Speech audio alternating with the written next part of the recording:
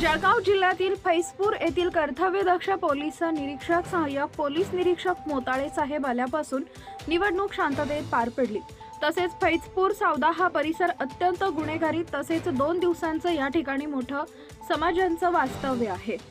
हिंदू मुस्लिम हा समाज इतर मोठ्या प्रमाणावर आहे, तसेच मुस्लिम समाज मोठ्या प्रमाणावर असल्यावर या ठिकाणी कुठलाही सण शांततेत पार पाडण्याचं कार्य सहाय्यक पोलीस निरीक्षक मोताळे यांनी केलंय।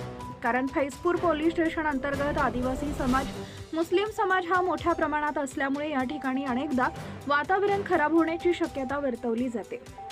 परंतु कर्तव्यदक्ष पोलीस अधिकारी असे आले तर शांतता कमिटी मीटिंग घेऊन त्या ठिकाणी कुठलाही वाद न होता शांततेत कार्य करणारे असतात। म्हणून आज फैजपूर सावदा या ठिकाणी कुठलाही अनुचित प्रकार घडला नाही। तसेच 2024 ची निवडणूक ही देखील शांततेत पार पडली।